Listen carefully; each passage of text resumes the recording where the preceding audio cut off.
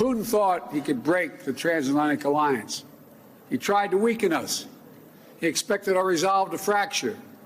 But he's getting exactly what he did not want. He wanted the Finlandization of NATO. He got the NATOization of Finland.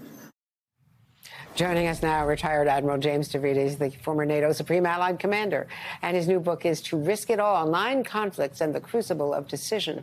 And White House Bureau Chief for Politico, Jonathan Lemire, who is also the host of Way Too Early, of course, and was at the president's press conference in Madrid.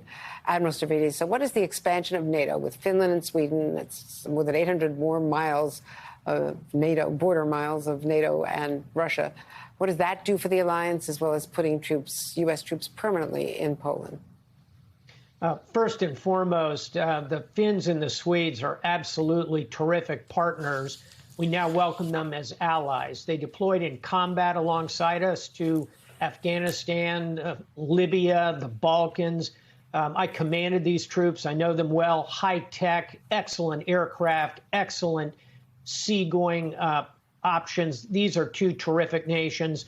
This is nothing but a plus up for NATO. And that 800-mile border you mentioned is something Putin has to worry about. Now, he has already said he's going to move Russian troops to counter the addition of these nations. Well, guess what? That means those are Russian troops no longer available for his increasingly flailingly operation in Ukraine. So huge plus with the Finns and the Swedes. And point 2, putting U.S. troops in Eastern Europe. Boy, when I was Supreme Allied Commander for 4 years, I could only have dreamed of having a 3-star Army general parked right there in Warsaw. That's what's happening. That staff will be superb. It will guide the efforts of the rotational troops coming behind it. It strengthens our defenses. Last point, NATO is a defensive alliance. I've seen, read, and participated in writing every NATO war plan. There is no offensive NATO war plan. This is all about defense and deterrence. And in that sense, it's a very good day for NATO. And Jonathan, the president also stressing that the U.S. and the allies support Ukraine come hell and high water, really, in the vernacular. Let's watch.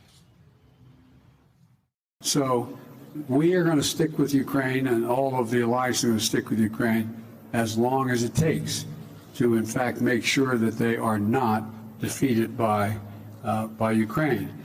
I mean, excuse me, in Ukraine by Russia. And by the way, think of this: Ukraine has already dealt a severe blow to Russia. Russia, in fact, has already lost its international standing. But, Jonathan, right now, Ukraine is taking a brutal beating from Russia. Russia's also, taking a terrible beating as well for its troops, but they have more troops to put into this. And how long, according to President Zelensky, how long can Ukraine hold out against this bombardment? Zelensky says they need more help.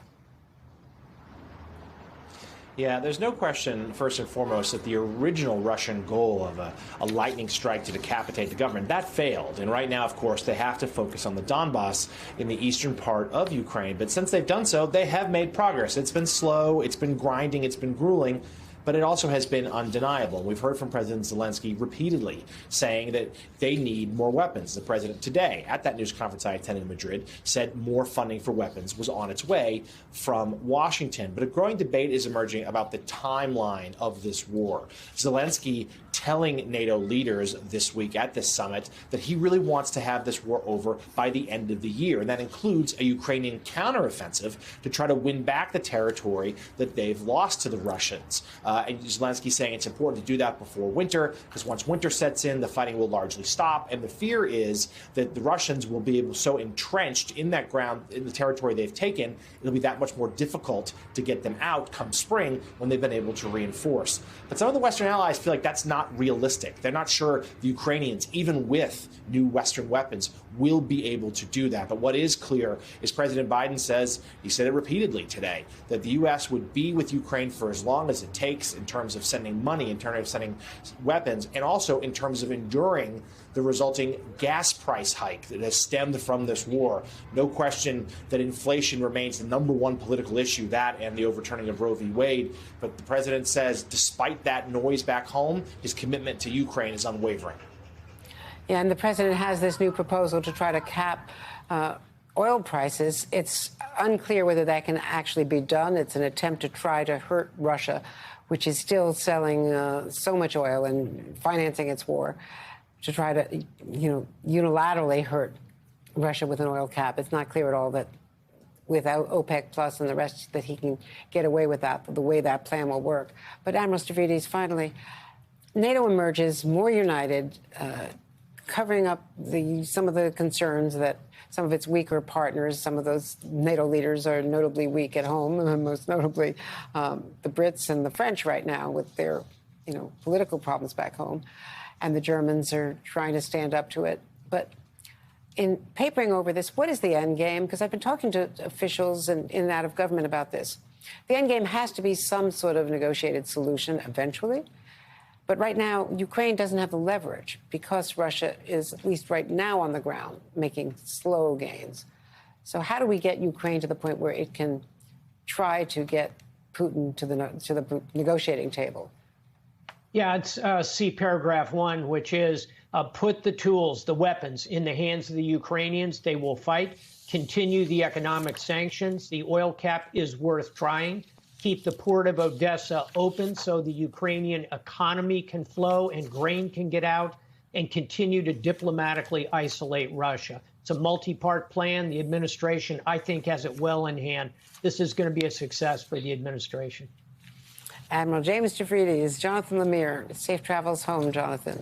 Look forward to seeing you on this end of the Atlantic.